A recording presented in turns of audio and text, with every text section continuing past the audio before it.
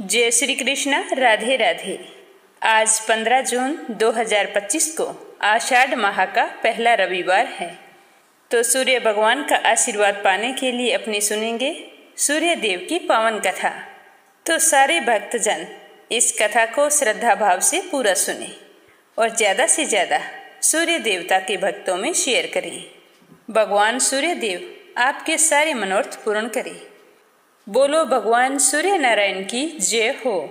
पुराने समय की बात है, एक गांव में एक बुढ़िया रहा करती थी। उसके पति की सालों पहले मृत्यु हो गई थी। उस बुढ़िया के एक बेटा था, वह बहुत ही गरीब थी। माँ बेटे बड़ी मुश्किल से अपना जीवन यापन करते थे।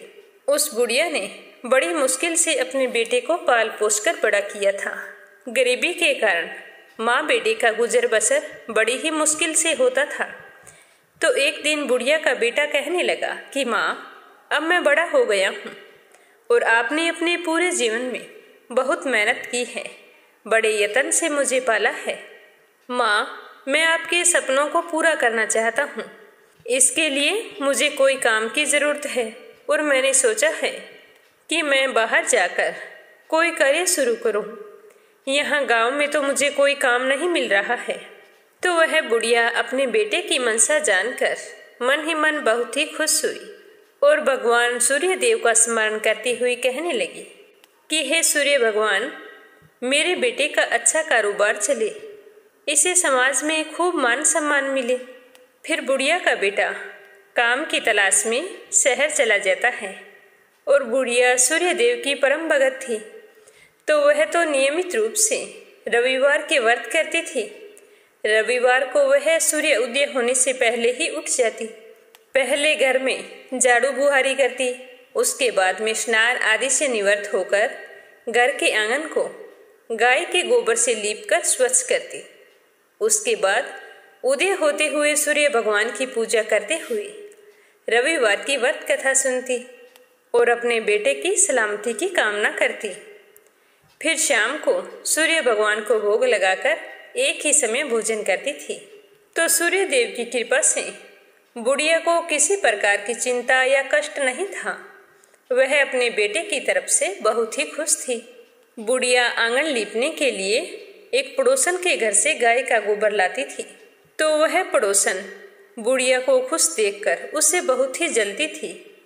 मन ही मन सोचती कि एक बेटा था जो काम का बहाना बनाकर शहर चला गया है, फिर भी पीछे से कितनी खुश रहती है। इसे कोई भी चिंता फिक्र नहीं है, पर मुझे इसका इस तरह बेवजह खुश रहना बर्दाश्त नहीं हो रहा है। कुछ न कुछ तो करना ही पड़ेगा। यह घर का आंगन लीपने के लिए मेरे घर से गोबर लेकर जाती है, तो मैं गाय को अंदर बांध लूंगी, फिर वो गोबर कैसे लेके जाएगी। तो इस तरह को विचार मन में पालते हुए बुढ़िया की पड़ोसन ने शनिवार की शाम को गाय को घर के अंदर बांध लिया। रविवार को सुबह बुढ़िया जल्दी उठकर स्नान किया और फिर गोबर लाने के लिए पड़ोसन के घर गई। तो बाहर गाय नहीं थी। तो पड़ोसन के घर का दरवाज़ा खटखटाने लगी, लेकिन पड़ोसन ने दरवाज़ा नहीं खोला। तो थक हार कर बुढ़िया घर आ गई।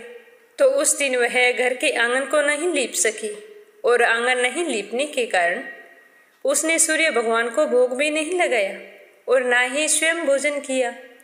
सूर्य देव का स्मरण करती हुई सूर्यास्त होने पर भूखी प्यासी ही सो गई।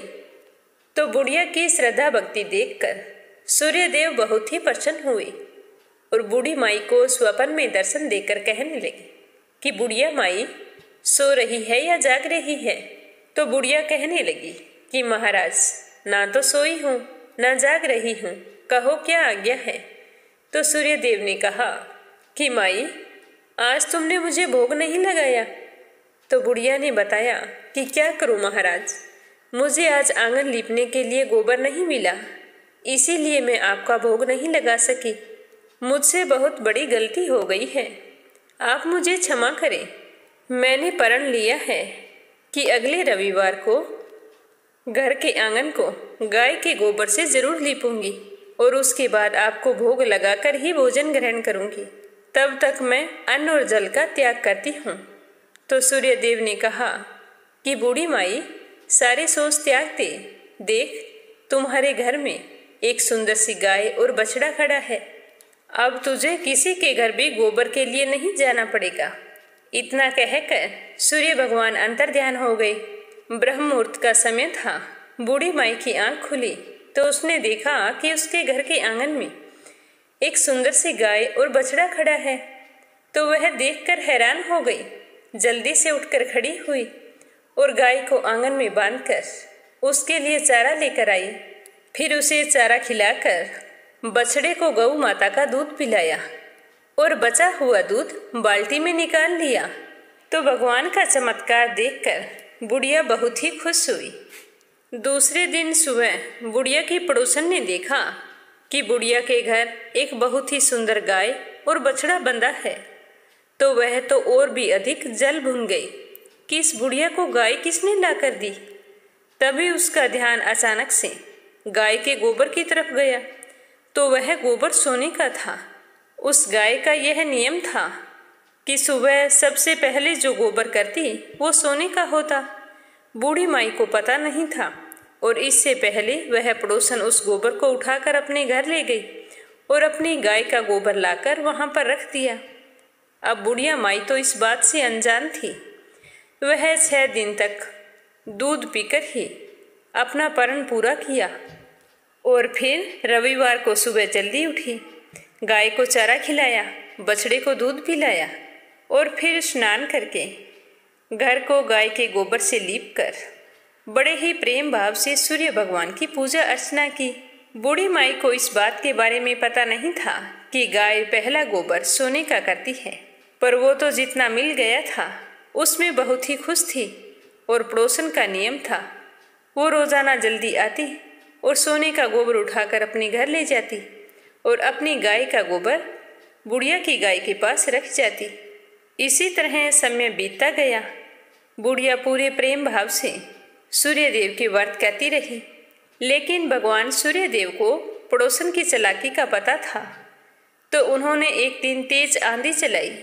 तो आंधी का प्रकोप देखकर बूढ़ी माई ने गाय को घर के अंदर बांध लिया। जब सुबह बुढ़िया उठी तो देखा कि गाय ने तो सोने का गोबर किया है। तो उसे बहुत ही आश्चर्य हुआ।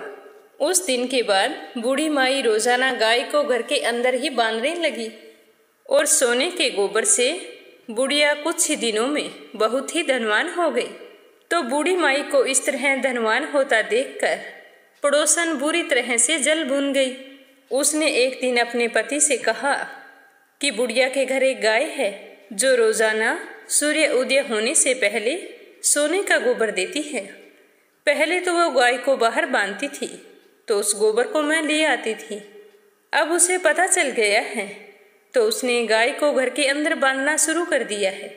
और देखो बुढ़िया कितनी धनवान हो गई है। इस तरह सोने का गोबर देने वाली गाय बुढ़िया के घर किस काम की? ये इतने सारे सोने का क्या करेगी? इसका एक बेटा था जो काम के बहाने से शहर चला गया, पता नहीं वापिस आएगा या नहीं आएगा। इसीलिए हमें जनहित के लिए राजा के पास जाकर इस गाय के बारे में बताना चाहिए। तो उसका पति कहने लगा कि हाँ, मैं आज ही राजा के पास जाकर इस गाय के बारे में बात करूंगा। इस तरह की गाय तो राजा के पास होनी चाहिए ताकि जरूरतमंद लोगों में इसका उपयोग हो सके। तो इस तरह का विचार करके वह राजा के पास चला गया और जाकर कहा कि राजन, हमारे नगर में एक बूढ़ी माई रहती है। उसके पास एक चमत्कारी गाय है जो रोजाना सूर्य उदय होने से पहले सोने का गोबर करती है। अब उस बुढ़िया के घर ऐसी गाय का क्या काम? इस तरह की गाय तो आपके यहाँ होनी चाहिए। तो सोने का गोबर देने वाली गाय के बारे में सुनकर राजा बहुत ही प्रसन्न हुए और अपने सैनिकों को भेजा कि तुम जाओ और बुढ़िया के पास से उस गाय को लेकर आओ। तो राजा की आज्ञा पाकर राजा के सिपाही उस बुढ़िया के घर गए और जाकर गाय को खूंटे से खोलने लगे। तो बूढ़ी माई कहने लगी कि आप कौन हैं? मेरी गाय को क्यों लेके जा रहे हैं? तो वो कहने लगे कि हमें तो राजा ने भेजा है और इस गाय को राजमहल में मंगवाया है। तो वह बुढ़िया हाथ जोड़कर कहने लगी कि यह गाय मुझे सूर्य भगवान ने दी है। मैं रविवार के व्रत करती हूँ, तो मुझे घर का आंगन लीपने के लिए गाय का गोबर चाहिए। आप ऐसा अनर्थ मत करें, मैं आपके आगे हाथ जोड़ती हूँ। लेकिन राजा के सैनिकों ने बूढ़ी माई की एक भी बात नहीं सुनी। गाय और बछड़ी को खोलकर राजमहल में आ गई, तो इतनी सुंदर गाय को देखकर राजा बहुत ही खुश हुए और उसके रहने के लिए एक सुंदर कमरा तैयार करवाया। अब उस कमरे में गाय और बछड़े को बांध दिया और बड़ी ही प्रसन्नता के साथ राजा सो गए, यह सोचकर कि जब मैं सुबह उठूंगा तो कमरा तो पूरा सोने से भरा होगा। राजा को पूरी रात ठीक से नींद भी नहीं आई। सुबह जल्दी ही उठकर गाय के कमरे की ओर चल पड़े, तो राजा को बहुत ही बुरी तरह से दुर्गंध आने लगी। तो राजा सोचने लगे कि यह दुर्गंध किस चीज की आ रही है।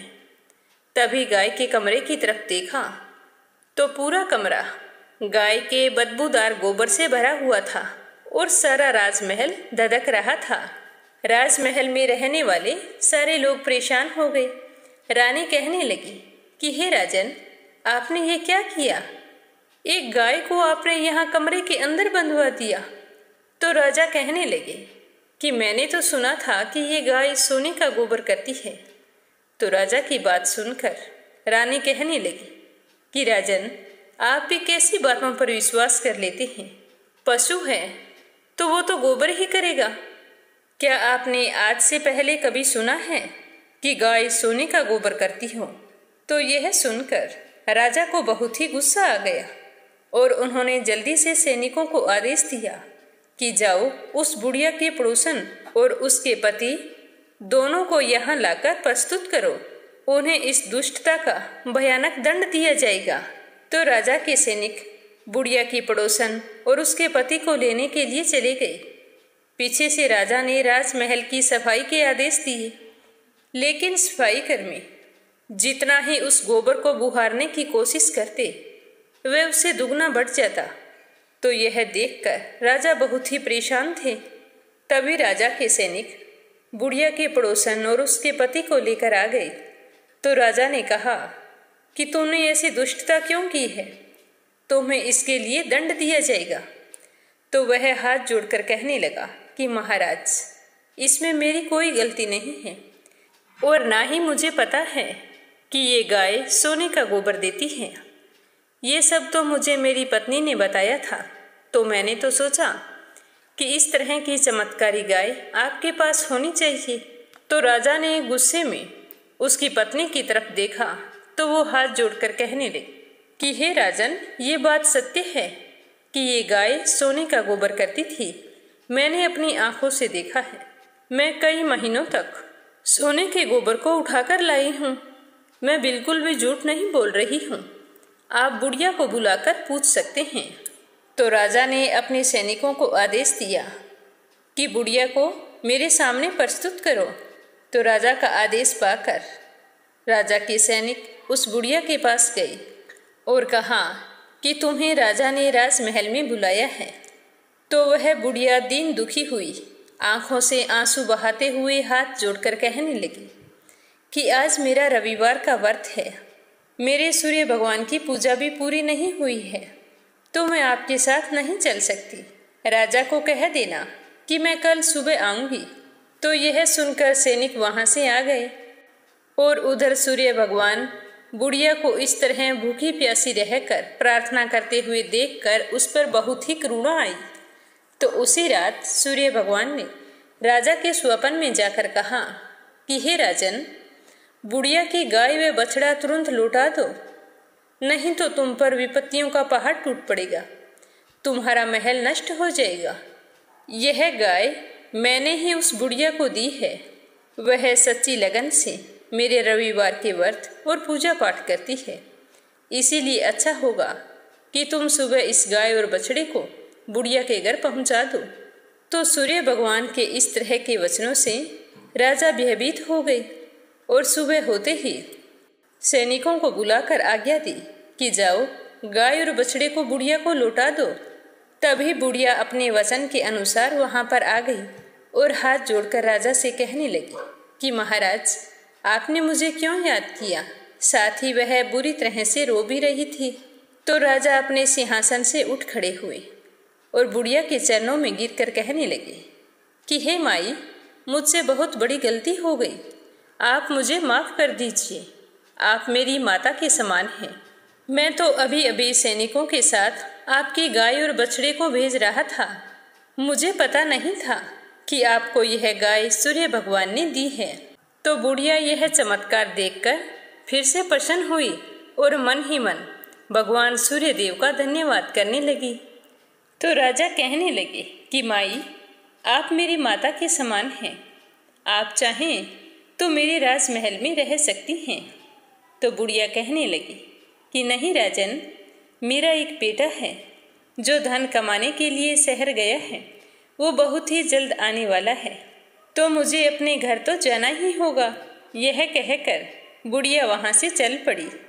तो राजा ने बूढ़ी माई को खूब सारा धन और गाय और बछड़े के साथ विदा किया और कहा कि जब आपका बेटा आ जाए तो उसे मेरे पास भेजना। मैं उसे अपने यहाँ नौकरी देना चाहता हूँ। तो यह सुनकर बुढ़िया बहुत ही खुश हुई और गाय और बछड़े के साथ अपने घर आ गई। फिर राजा ने उसकी पड़ोसन और पति को बुलाकर उसकी दुष्टता के लिए उन्हें दंड दिया और फिर पूरे राज्य में घोषणा करवाई कि सारे स्त्री पुरुष रविवार का व्रत करें और सूर्य भगवान की पूजा करें। तो राजा का कहना मानकर सारे नगरवासी रविवार के व्रत करने लगे।